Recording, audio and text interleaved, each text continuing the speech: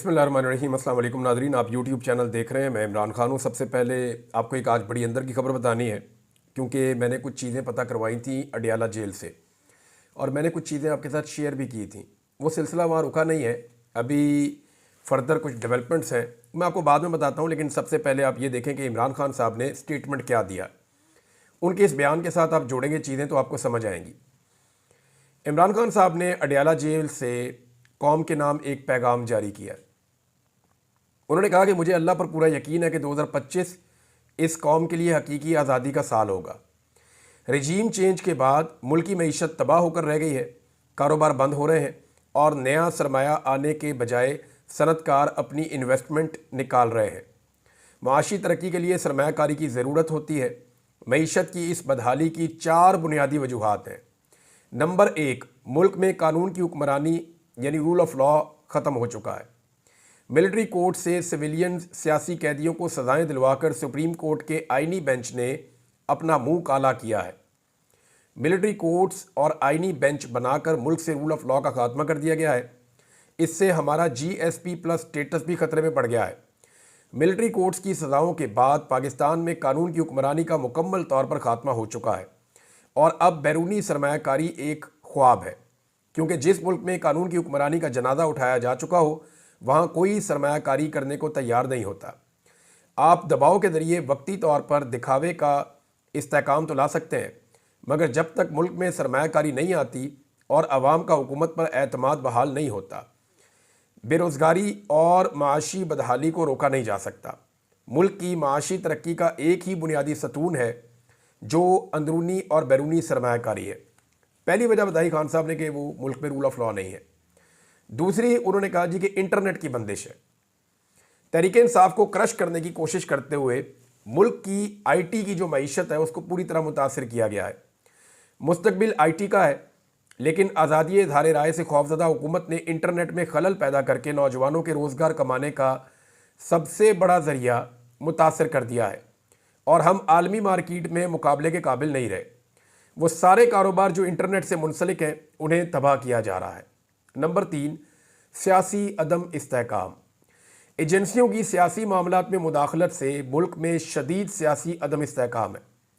सियासी इस्तेहकाम के बगैर मुआशी इस्तेहकाम का ख्वाब कभी शर्मिंदा ताबीर नहीं हो सकता। फ्रॉड इलेक्शन और झूठ और फरेब पर खड़े जाली निज़ाम के होते हुए सियासी और माशी इस्तेहकाम नामुमकिन है।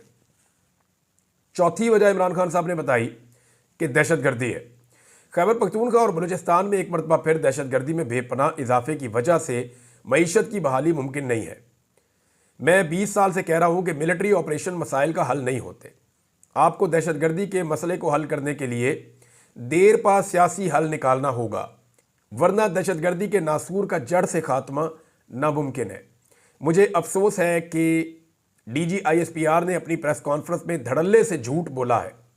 कलअदम तहरीक तालिबान पाकिस्तान के लोगों की दोबारा आबादकारी की तजवीज़ खुद जनरल बाजवा ने तहरीक इंसाफ दौर में काबीना के सामने पेश की थी, जिस पर मुराद सईद, नूरुल हक कादरी और कबायली इलाकों और मालाकंड से ताल्लुक़ रखने वाले अरकान असम्बली ने इसकी शदीद अल्फाज में मुखालफत की थी।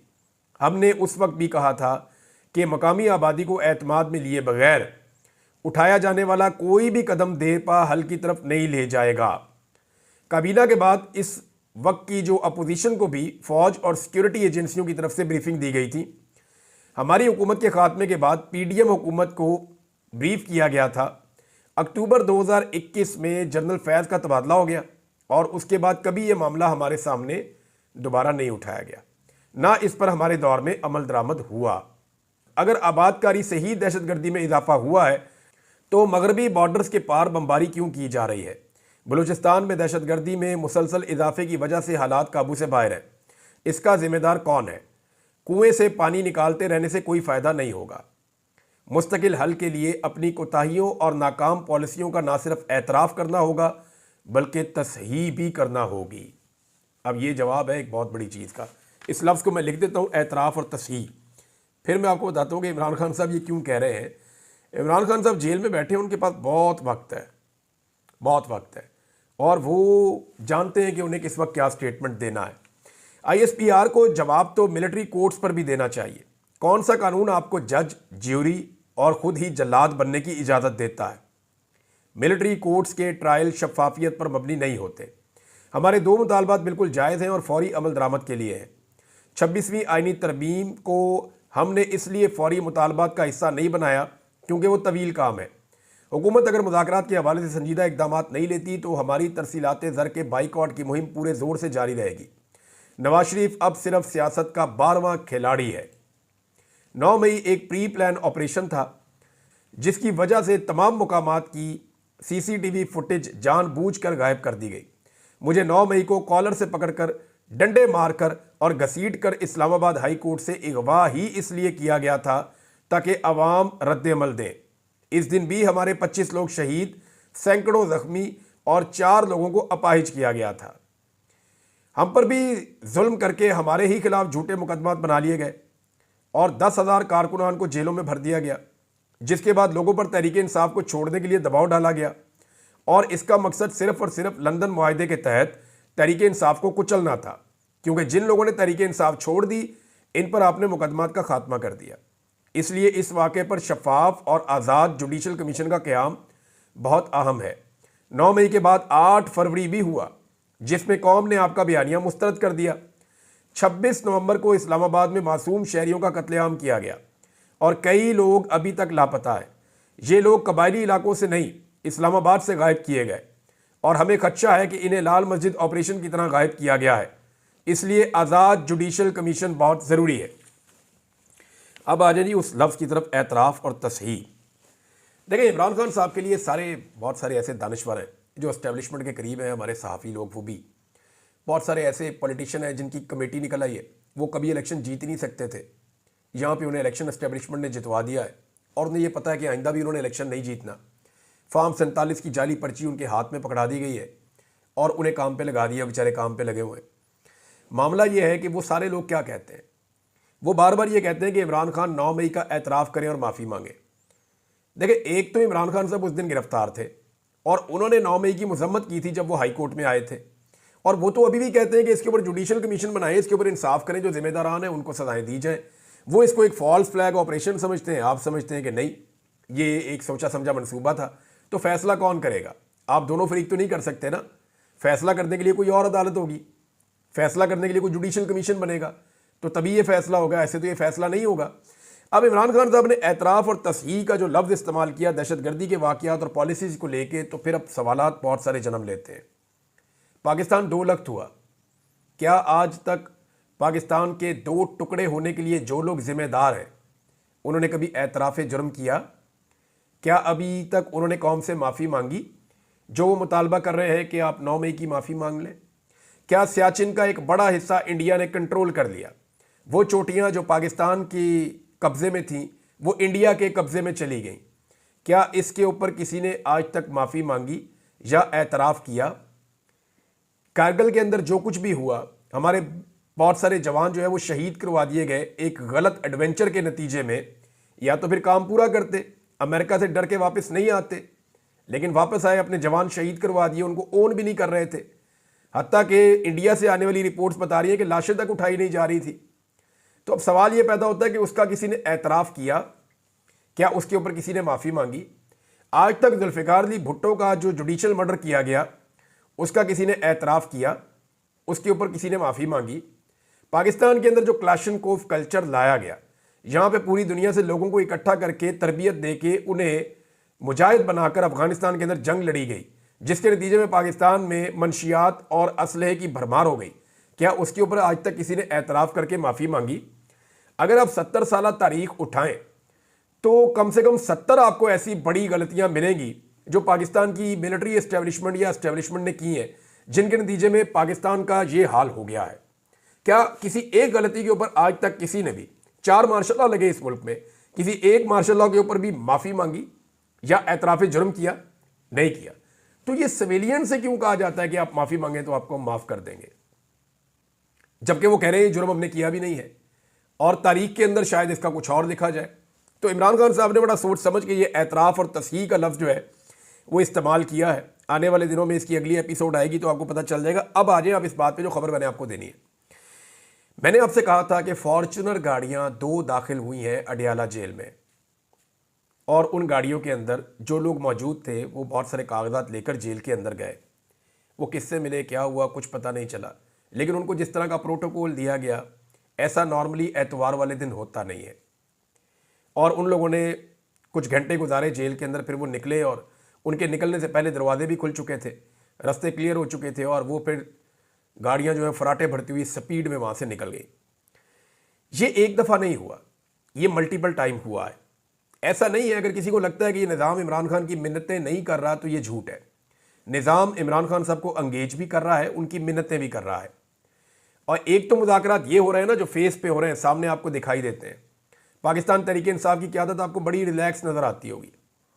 एक तरफ तो ये मुज़ाकरात हो रहे हैं जो सामने दिखाई दे रहे हैं, जहाँ पे मुज़ाकरात खेला जा रहा है कि जी अब 2 तारीख को बैठेंगे, अब फलां तारीख को बैठेंगे। वहाँ पे पाकिस्तान तहरीक इंसाफ को, क्योंकि हुकूमत को चाहिए फेस सेविंग, उन्होंने कहा जी तहरीरी तौर पे अपने मुतालबात आप ले आए। तो तहरीक इंसाफ ने समझदारी की कि बजाय इतने सारे मुतालबात लिखने के वही 2 चीज़ें लिखो जो इमरान खान ने मांगी हैं। उन्होंने कहा जी हमारे जो बेगुनाह कैदी हैं उनको रिहा कर दिया जाए अंडर ट्रायल, जिनके ऊपर जुर्म साबित नहीं हुआ, उनकी रिहाइयाँ होनी चाहिए। और नंबर 2, जुडिशल कमीशन बना दें 9 मई पे और 26 नवंबर पे, बात ख़त्म। तो ये मुतालबात ऐसे हैं जो अगर ये पेश करें तो इसको कोई एनआरओ नहीं कह सकता, डिमांड्स इनको कहा जा सकता है। यानी हुकूमत को लगता था कि इमरान खान की रिहाई मांगी जाएगी, इमरान खान साहब के हवाले से कोई रिलीफ मांगा जाएगा, क्योंकि वो हमेशा यही करते हैं ना, वो जब भी बैठते हैं वो कहते हैं नवाज शरीफ को जेल से बाहर निकाल दें, ये कर दें, हमारे केसेस ख़त्म कर दें, तो वो इस तरह डील करते हैं। लेकिन यहाँ पाकिस्तान तहरीक इंसाफ ने समझदारी का मुजाहरा किया कि वही 2 मुतालबात इमरान खान साहब की इंस्ट्रक्शन पे हुकूमत को तहरीरी तौर पे देने का फैसला किया, जो 2 मुतालबात इमरान खान साहब पहले ही पब्लिक कर चुके हैं। क्योंकि हुकूमत ये सोच रही थी कि इनके तहरीरी मुतालबात आएंगे, हम उनको पब्लिक करेंगे, जनाब ये देखें ये हमसे क्या मांग रहे हैं, हमारे पैरों में गिरे हुए हैं, तो हमारा एक बयानिया बन जाएगा। तो पीटीआई ने उनको बयानिया दिया नहीं है। तो एक्चुअली मुज़ाकरात एक और जगह पे भी हो रहे हैं। और यहाँ मैं आपको एक बात क्लियर कर दूँ कि पाकिस्तान की जो एस्टेब्लिशमेंट है वो हर हाल में इमरान खान को रिहा करना चाहती है। और उन्होंने ये बात, जो इस वक्त हुकूमत है, हुकूमत क्या है बेचारी, रबर स्टैंप है, उन्होंने आगाह भी कर दिया है कि इमरान खान रिहा हो जाएगा। और ज़हनी तौर पे उन्हें तैयार रहने के लिए भी कहा है कि आप अपनी सियासत करें, वो अपनी सियासत करेगा। अब मसला सिर्फ ये है कि इमरान खान साहब को अपनी शराइत पे रिहा कैसे किया जाए। इमरान खान साहब को रिहा होने की जल्दी नहीं है, वो जेल में बैठे हुए हैं, उन्होंने इतनी सख्तियाँ बर्दाश्त की हैं, अब तो उस नौइयत की सख्तियाँ भी नहीं हैं। अब अगर वो जेल के अंदर ये वक्त गुजार रहे हैं और उन्हें पता है कि एंगेजमेंट्स हो रही हैं, और इमरान खान साहब के 1-2 लोग जो हैं वो इन एंगेजमेंट्स का हिस्सा भी हैं, और कुछ ऐसे लोग भी इन एंगेजमेंट्स के अंदर शामिल हैं जिनका सियासत से कोई ताल्लुक नहीं है, लिहाजा ये जो एंगेजमेंट्स हो रही हैं इनके नतीजे में इमरान खान साहब को पाकिस्तान की एस्टेब्लिशमेंट बाहर तो निकालना चाहती है, लेकिन वो जो इमरान खान साहब से मनवाना चाहती है वो इमरान खान साहब नहीं मान रहे। वो ये चाहते हैं कि खान साहब बाहर आ जाए लेकिन खामोश हो जाए। खान साहब ये कहते हैं कि मैंने ना तो हाउस अरेस्ट होना है, ना मैंने खामोश होने की गारंटी देनी है, मैंने अपना काम करना है, जो मेरा काम है वो मैं करता रहूँगा। तो खान साहब का काम क्या है, वो पॉलिटिशियन है, वो आगे पॉलिटिक्स करेंगे। ये जो जाली मैंडेट है इसके खिलाफ वो तहरीक चलाएंगे। और इमरान खान साहब के लिए सबसे बड़ा इस वक्त जो इशू है पाकिस्तान की एस्टेब्लिशमेंट के लिए वो ये है कि अगर इमरान खान साहब को बाहर निकाला और पाकिस्तान इकट्ठा हो गया तो ये इतनी बड़ी ताकत इमरान खान साहब के हाथ आएगी, क्योंकि वो सबसे पाकिस्तान की तारीख का सबसे बड़ा इस्तकबाल होगा। सबसे बड़ी गलती जो एस्टेब्लिशमेंट ने की ना, इमरान खान साहब को गिरफ्तार करने के बाद उन्हें नॉर्मल कैदियों की तरह नहीं रखा, उनके ऊपर जुल्म और जबर के पहाड़ तोड़े, उन्हें अभी तक सामने ही नहीं आने दिया, पब्लिक उनकी झलक नहीं देख पाई, कोई उनकी आवाज़ नहीं सुन पाया, उन्हें किसी पेशी के ऊपर नहीं लेकर आए। चीज़ें नॉर्मलाइज करने की बजाय इमरान खान साहब को बढ़ा बढ़ा के पहाड़ बना दिया और खुद छोटे हो गए। अब मसला यह है कि उस इमरान खान का सारा पाकिस्तान इंतज़ार कर रहा है, वो बाहर निकल गए और इतने ताकतवर हो गए तो चीज़ें उनकी मुट्ठी में आ जाएंगी। एस्टेब्लिशमेंट और एस्टेब्लिशमेंट के सारे चहीते वो इस बात को जानते हैं, अब छोड़ना मजबूरी है, ये छोड़ना तो पड़ेगा, क्योंकि जो बाइडेन का हाथ सर के ऊपर से उतर चुका है। जब तक जो बाइडेन का हाथ था तब तक जुल्म और जबर किया जा सकता था, अब पूरी दुनिया से आवाज़ें उठ रही हैं, तो अब कैसे ज़बरदस्ती अंदर रखा जा सकता है।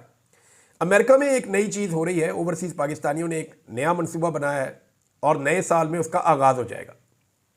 उन्हें इस बात की समझ आ गई है कि इमरान खान को अंदर रखना मुश्किल है। वो अमेरिका में एक नई चीज़ के ऊपर लॉबिंग कर रहे हैं ताकि ये जो रजीम चेंज ऑपरेशन है इनका सिलसिला पाकिस्तान में हमेशा के लिए बंद हो जाए। डोनाल्ड ट्रंप के ऊपर आलमी मामलात को लेकर पहले बहुत सारे इल्ज़ामात लगाए गए थे जो बाइडन की जब इंतज़ामिया आई थी तो उन्होंने कहा कि डोनाल्ड ट्रंप ने रूस के साथ ये किया, चाइना के साथ ये किया, फलां मुल्क के साथ ये किया, गल्फ़ के साथ ये किया, तो इसकी पॉलिसीज़ गलत थी, तो ये गलत तरीके पे चल जाता था। तो इन्होंने डोनाल्ड ट्रंप को बहुत गंदा किया था। अब डोनाल्ड ट्रंप की बारी है कि वो बदला ले।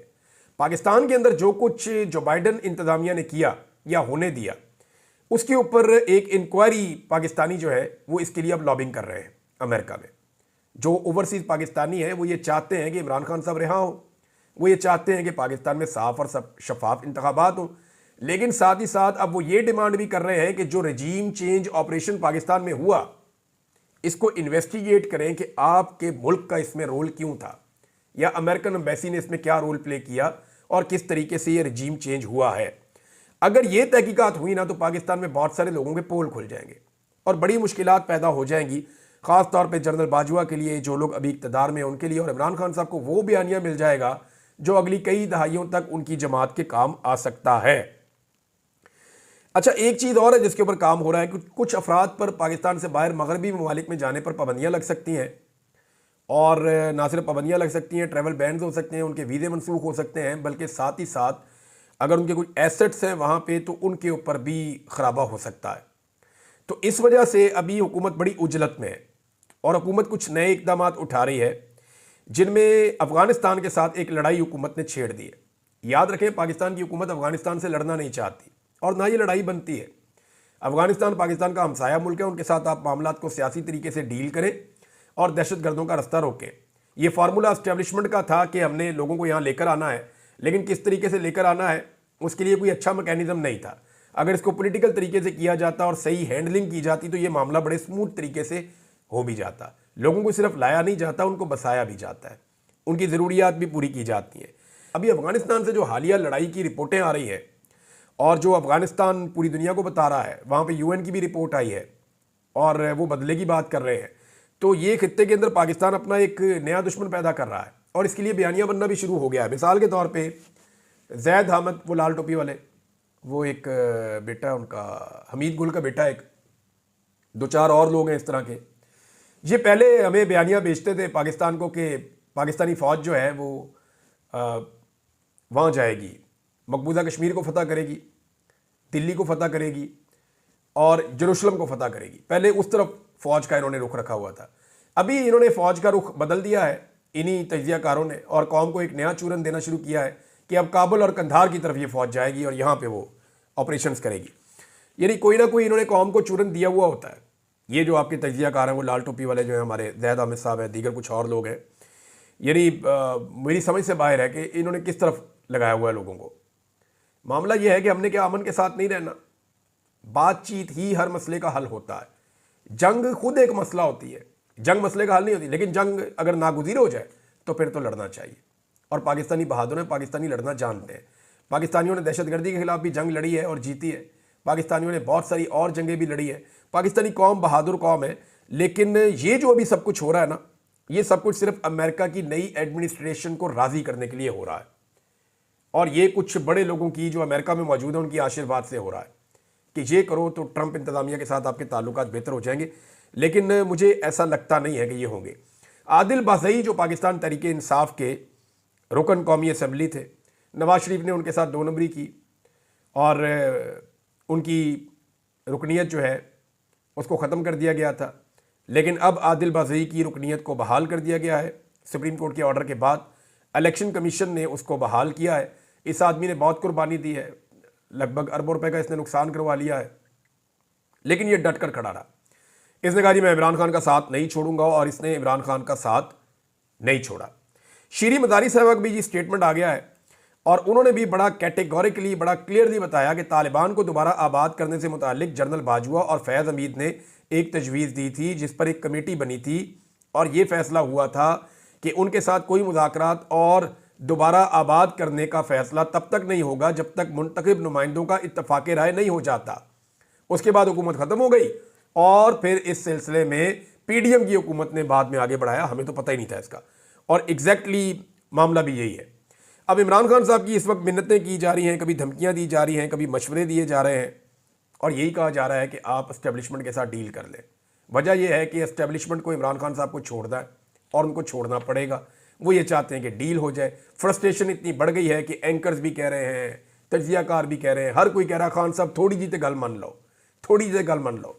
सब कुछ आजमा के देख लिया इमरान खान के खिलाफ, यानी कौमी सलामती के लिए खतरा करार दे दिया गया, दीन इस्लाम के लिए खतरा करार दे दिया गया, पाकिस्तान के एटम बम के लिए खतरा करार दे दिया गया, मुल्क की दिफा और सरहदों की हिफाजत के लिए खतरा करार दे दिया गया, दहशत गर्द बना के जनाब अमन व अमान के लिए खतरा करार दे दिया गया, इस्लामी ममालिक से भाईचारे के लिए खतरा करार दे दिया गया, मुल्क की मईशत के लिए खतरा करार दे दिया गया। सब कुछ करने के बाद उन्हें अंदाजा हुआ कि असल में इमरान खान इस निज़ाम के लिए खतरा है जिसने अब तक इस मुल्क पर कब्जा किया हुआ है, और अब उसकी मिन्नतें कर रहे हैं ताकि ये खतरा टल जाए।